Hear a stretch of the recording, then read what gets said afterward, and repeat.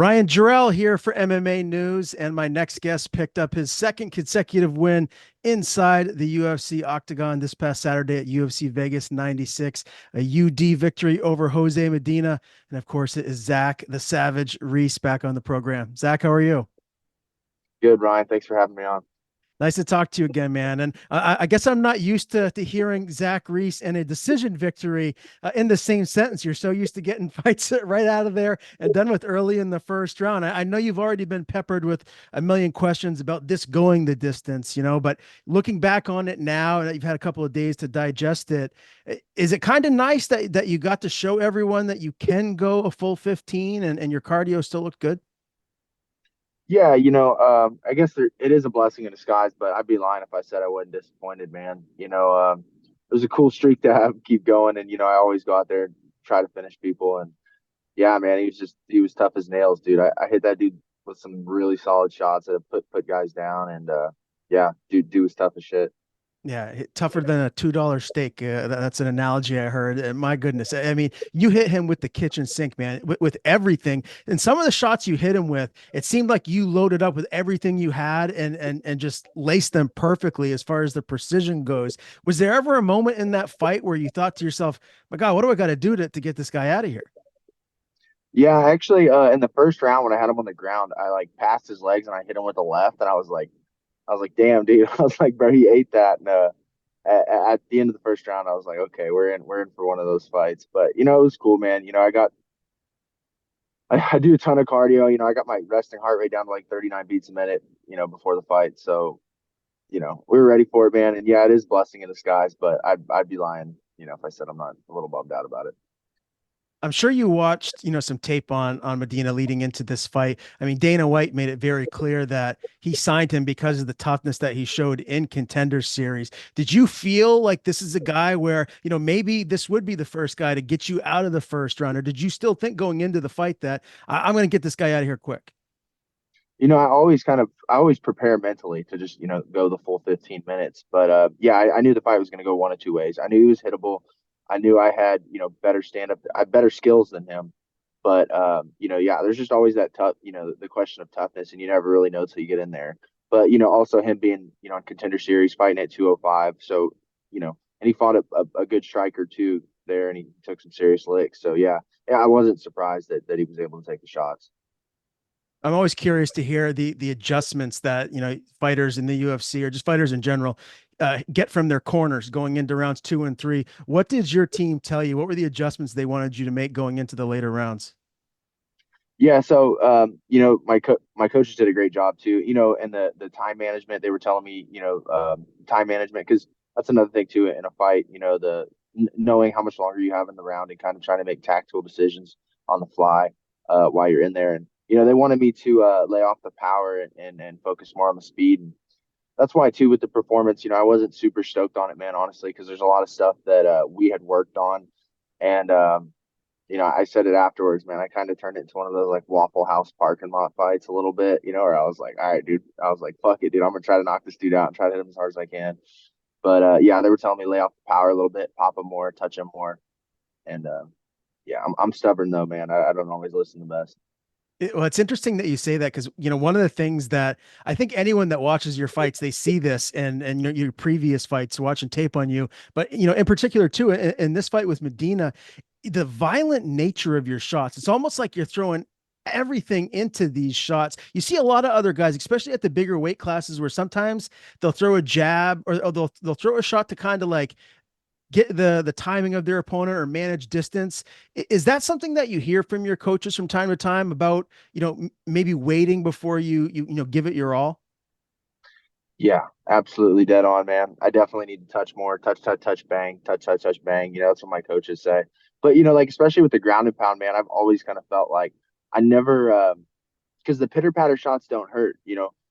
A fighter can take 1,000 of these like little small hammer fist or pitter patter shots, but if I was in a fight, I'd rather give one hard ass shot and then take 10 little soft ass things that aren't really going to do any damage. But those softer shots are what set up the bigger shots.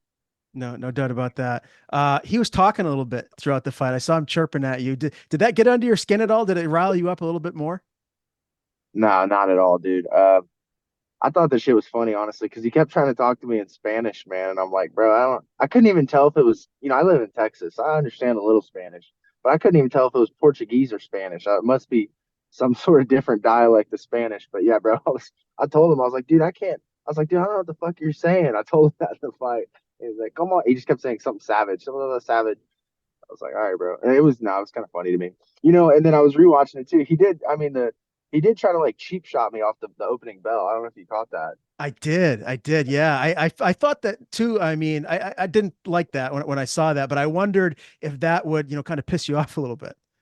It didn't throw me off my game or anything, but in my head, dude, I was like, man, fuck you, dude. Like, let's go. But yeah, I thought it was funny. And then he tried, and then we hugged in the third round, but I was like, dude, I don't know if this dude's gonna try to, fucking sucker punch me or what. But no, it was funny. The dude's a trip, I will say that. Dude's tough, and I talked to him afterwards. He was a really nice guy. But just what it is, man. He's a character for sure. How did you feel after the fight, as far as just like your lungs and cardio? Did you feel good? Yeah, I felt good, man. I mean, I really didn't have the best post weigh-in, dude. Um, I didn't have the best post weigh-in. I had like some real bad stomach issues up until like the evening, and but yeah, I felt good, man. I got my second wind in there pretty good.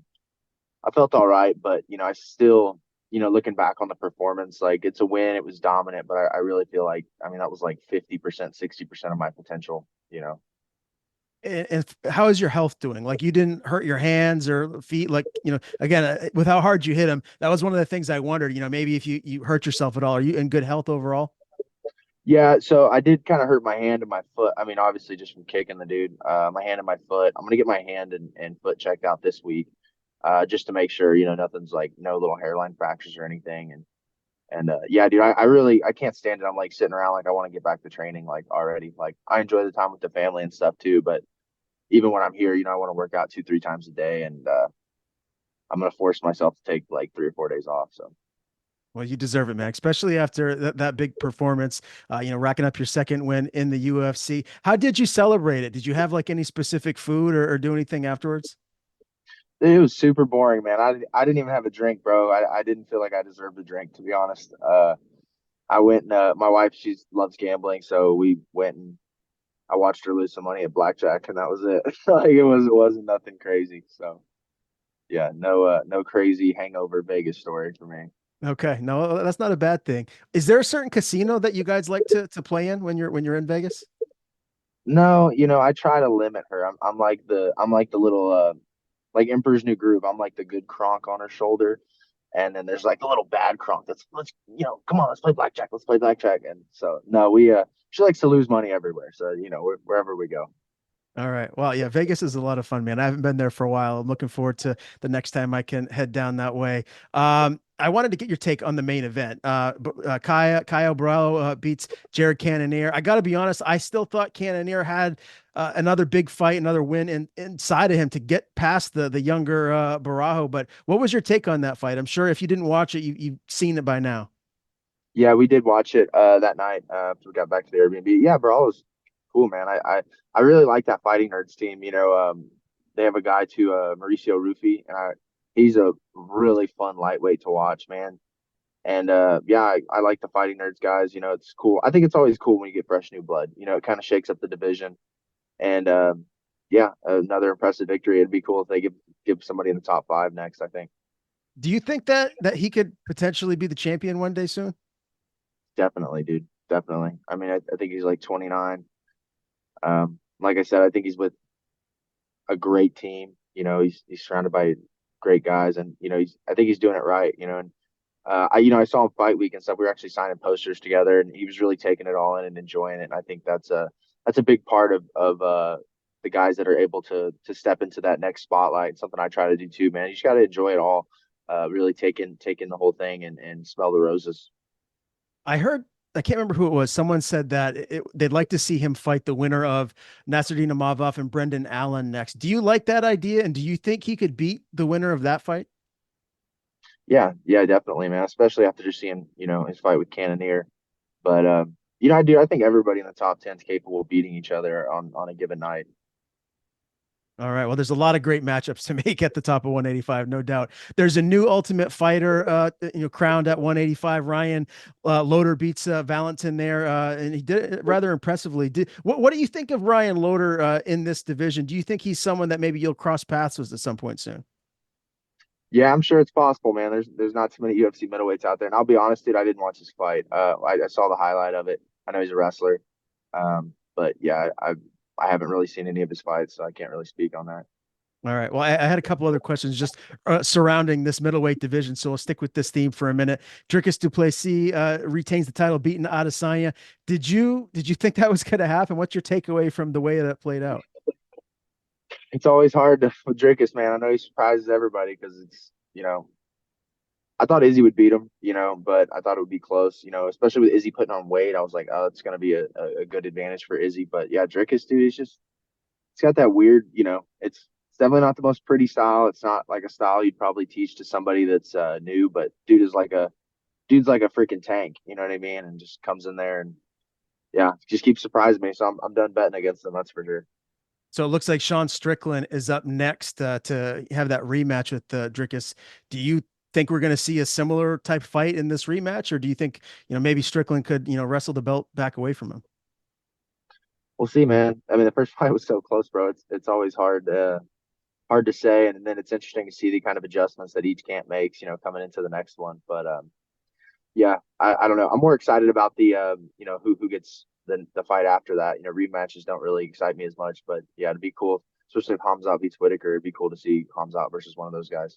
Yeah, well, I'm glad that fight got rebooked. I know the last time that we talked, I asked you your opinion on that fight, and then it was scrapped, and now it's been rebooked. So I'm excited that we're going to see that in late October. I mentioned Brendan Allen and Nasruddin Imavov. Give me your analysis on that fight. I'm really intrigued about that one. The winner of that one, if they win impressively, that could be someone that's in line for a title shot. Yeah, definitely, dude. I think that's a close fight too, but I'd probably lean Nasruddin. But it's so hard to pick, man. With MMA, it's like even when you train with guys, you train with guys and you think your buddy's gonna how the fight's gonna go and play out. And that's what makes MMA so great, bro. You never know, like rock. It's like rock paper scissors times a million. So we'll see, man. I'm sure you saw what happened in the casino after, or I think it was, yeah, after a PFL event with Brendan Allen and Marvin Vittori. What is your takeaway on when you see stuff like that? Like if you were in a situation where someone in your weight class, threw a punch at one of your best friends, would you see yourself reacting like that? Man, I don't believe in jumping. That I think two grown men. I think that's what's gone down with the world is that people won't have one-on-one fist fights anymore. And dude, if you talk shit on the internet, I think talking shit on the internet's lame as fuck. To be honest, man, I don't even know the whole backstory on that or who started it or whatever. But there's something in me as like a man. I don't like the idea of like talking shit on the internet, dude. It's kind of a weird. I know it's kind of the name of the game, in MMA, and it gets the fans excited and stuff. But yeah, if you talk crap to somebody, man, then you better be willing to face the consequences or say it to their face. And talk some shit to the wrong person, they'll punch you in the mouth. So yeah, I don't know. Crazy situation, no doubt about that. What is your plans now moving forward? Obviously, you said like you hate being stagnant. You want to get back to training and fight again soon. Are you going to take a couple of weeks off from training, or once you get back home, are you just going to jump right back into it? Yeah, we'll see. Like, I'll see what my hand is, man. If I'm just being a puss about it or what. But yeah, no, if I'm good, man, and I heal up, I think December would be a great time to get back in there and fight one more time before the end of the year. So no vacation plans with the wife. You're not going to get away at all. No, not at all, man. It's actually funny. So like my wife uses all her vacation days for my fights. So that is her vacation. She goes and enjoys fight week and but nah, man, bro, we're just getting started, man. I got straight business right now. I love it. I see you got the Astros hat on, the Spurs jersey. Are you guys going to take in any sporting events here in the near future? Yeah, we're definitely gonna go to a couple Stros games for sure, man. Yeah, I'm a huge Astros fan, bro. I watch, if I don't get to watch all the game, but I watch the highlights to every game. I follow the team very closely, and it's been a great shit. Like the last 6 7 years have been really great. So yeah, I think so, man. I think we had a rough start to the year, but I could totally see us winning the World Series this year. Who's your all-time favorite Houston Astro? All time favorite Houston Astro. a tough one, man. I mean, I would say Bagwell, but it's probably honestly like Jose Altuve, man. I mean, just the career he's had, being an Astro, a lifelong Astro, total Hall of Famer, and he's a little dude that generates a ton of power. He's just always been solid. Um, my all-time favorite baseball player, that's for sure, probably Tony Gwynn, Ken Griffey Jr., Ricky Henderson, those guys. Yeah, those are all great guys. This predates me a long time. I don't remember, but I do remember it happening. I just don't remember what team he played for when it happened. But Nolan Ryan, he played for the Astros, right? Yeah, and the Okay, Rangers. Yeah. because and the Rangers, right? So both teams in Texas. I think that's why I was getting confused. What was the who was he with that very popular fight that he got into where he put someone in a headlock and started punching him in the head? Was he an Astro or is I think he was a Ranger then, and I can't remember. Was it Ventura? I can't remember who he fought. I mean, that's way before my time for sure. Yeah, but if someone like him was playing nowadays, I have to imagine maybe you'd lean towards him as your favorite player. yeah, for sure, bro. I mean, just there's so many great players, of all time. But yeah, especially if you look at Nolan Ryan's like stats, dude, they're legendary. Yeah, no doubt, man. As far as time frame said, you want to jump back in before the end of the year. I know the UFC has an event. I think the last one of the year is in December in Tampa, and one before that is UFC 310. Would you like to wait until then, or would you jump back in sooner if given the right opponent?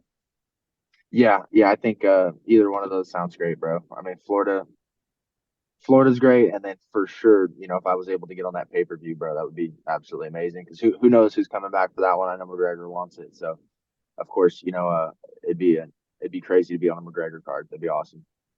Any names you can give me? I know last time we spoke, you said there's a couple guys with similar records that you have your eyes on. Can you give me a name? No, I can't. There is one name, man, that's it's looking like it's a very good possibility, but I'm not at liberty to say just yet. Okay, all right, cool. Can I All right, throw one that I think would be a good matchup? let's hear it. Jacob Malkoon. Yeah, I think so. That'd be a good one too. I mean, they'd all be good, bro. I mean, I love, yeah. There's not one fight that doesn't intrigue me for sure. How many more fights do you think you're going to have to win before you're knocking on that door to the top 15? Depending on the right opponents, man, I think two or three. I think depending on that's another thing too. I want to keep my weight light too. So after these fights, if short notice opportunities pop up, man, that's what I want to be ready for. Awesome, man. Well, congrats again on the win. Great to talk to you again, Zach.